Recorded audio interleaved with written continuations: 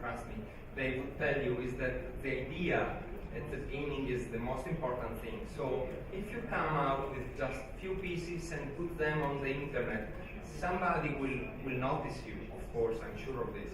So it could be a producer like me, it could be somebody who has a showroom, or I don't know who, but somebody will find you. And you can apply for many contests. There are many interesting contests. One was the one we just made here. Another one is Who's on Next, and Who's on Next is really good. Today I went to the speech of Sarmino. It was very interesting. So just find a way to say, hello, I'm here, and then after that, just try to find somebody, again, in Italy or in France, to make a little production for you. But at the beginning, just throw the basis on internet, I think is perfect. And if somebody will trust you, then you can just do a little collection, do it in Italy or in France, and sell it here. Because then you, as I said before, this is a business. So the more money you get, the more thing you can do. So it's very important. But this market is, yes, is very, very important for us. Спасибо большое, Филиппо. У нас потихонечку мы двигаемся к определенному нашему завершению, и я хотел бы передать некий пас в зал. Очень много глаз смотрит на нас. Наверняка у кого-то возникли какие-то вопросы. Мы попросим сейчас организатора представить микрофон. И у меня просьба, если вы задаете вопрос, то представьтесь и обозначьте вопрос, кому непосредственно из нас зададите. Пожалуйста, в середине зала стоит девушка, очень очаровательная, держит в руках микрофон, очень хочет кому-то передать.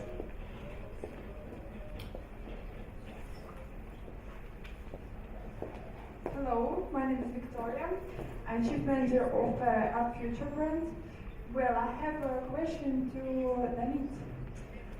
You saw to us very nice your collection, but for me, very important properties of material, because I live in a very cold country, how you know, in Russia, and question how it can be called warm, or if we will live in a hot country, how it can make cooling that. It's very important because plastic, it's a nice ornament, it can be good decoration, but how about base?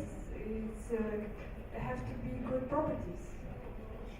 So, hi, it's a great question, and for sure my collection was almost like a proof of concept.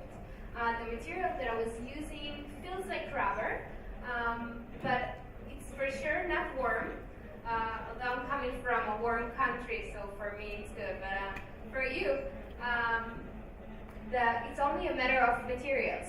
This technology is so in the beginning right now. There is not a lot of filament to feed a printer with, and there is a few companies that I know that's working on a filament that feels like polyester or filament that feels like leather.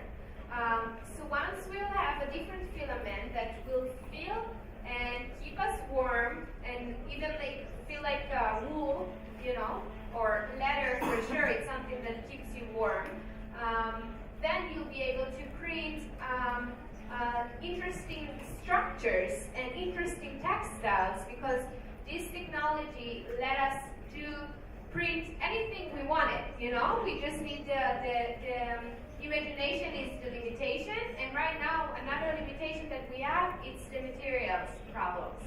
So after we will solve that, maybe Amanda can add to the story with the interesting new materials that's coming on the way. Yeah, I think also there's a project at Carnegie Mellon University in the US that is sort of a combined 3D printer sort of sewing machine or like embroidery machine. And so it's using yarn as the filament and then sort of stitching it down. So it's building the model like a 3D printer does, like from the 3D drawing. But then it's using just kind of yarn in a sewing process. So I think that also we'll be looking at new hybridization models as well, when we start to think about, how textiles and fibers behave naturally. I think, in a lot of ways, 3D knitting machines are a version of a 3D printer, you could say. I mean, they're like, if you start to define, well, you're making a complete 3D structure, et cetera. So there's a convergence happening there.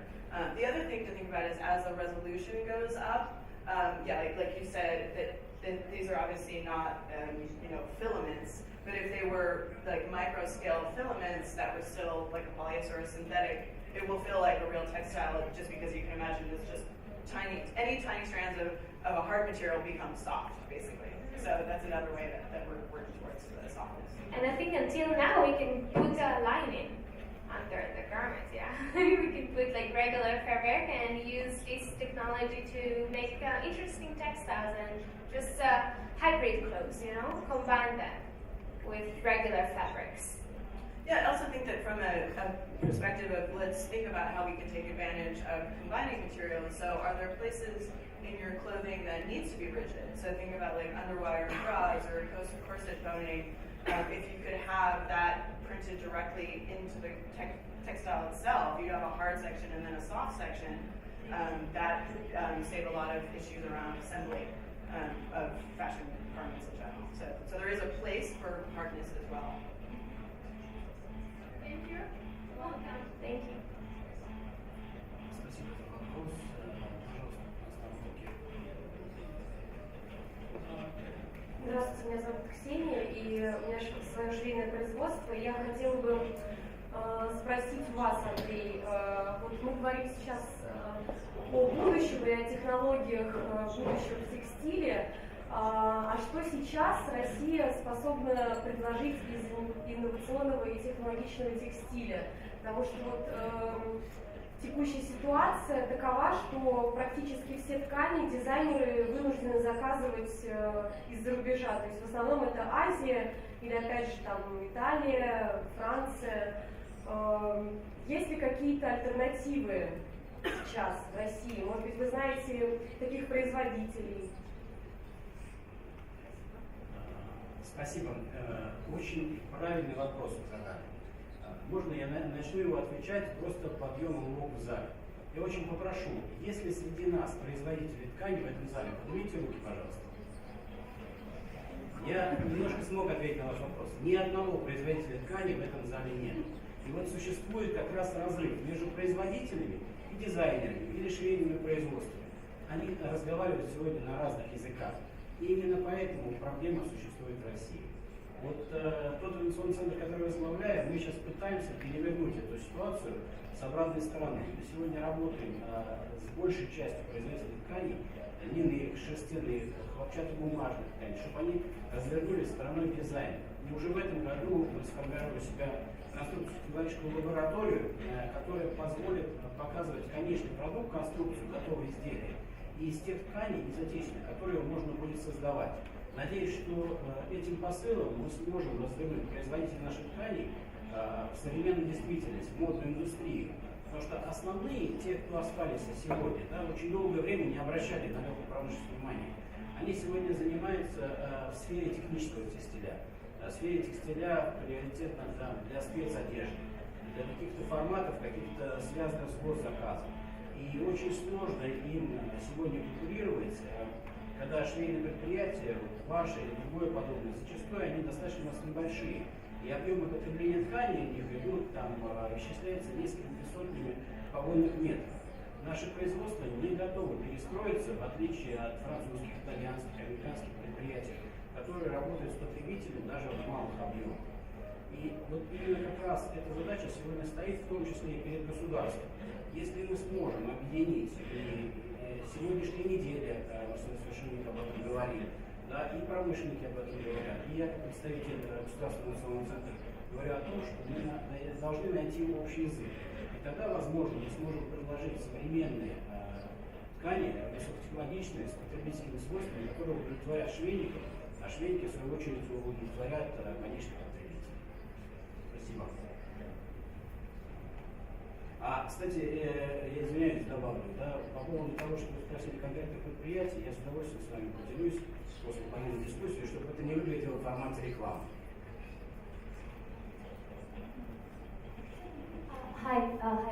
name is Olga. First of all, thank you for inspiring speeches. That's really great. I have a question for Filippo. I'm myself designing women's wear. I'm doing now my second collection, so I'm new to everything. And you spoke a lot about the trust from all sides of production and from retailers to young designers to designers in general. And I think young designers struggling a lot with production. And I was just wondering to know your opinion whether you think it's worth working on consignment, producing small quantities, putting some money into that, or we rather wait until retailers actually trust us and we wait till buyers actually buy, financially support us. Because I find that you said that there is market here indeed, but with the places I've contacted, they actually have very little trust to young designers, and the only way they ask us to collaborate is on consignment basis. So do you think it's worth it, or it's worthwhile waiting until you actually get an actual order? Thank you. This is very, very good question, and I actually think that consignment can be a good starting point, but do not abuse, do not go too much for it. Of course, it depends who is asking you for consignment.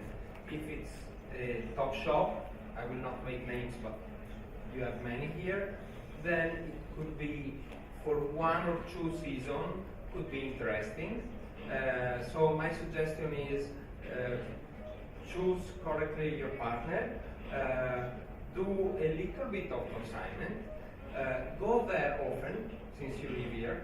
So just be sure that your pieces that are very important to you. I really work a lot with young designers, and I know they treat they create you like child, so they are your child. So just go there and ask about sales, stay there, look how they show them in their shop, and again do it only for 1 or 2 seasons, no more. Because if you do it for more seasons, it's like selling yourself for nothing. I mean, then it will not be good. So if they sell, of course, on the 30th season, you can just say, okay, last season you sold, so now it's time that we speak about business, about money.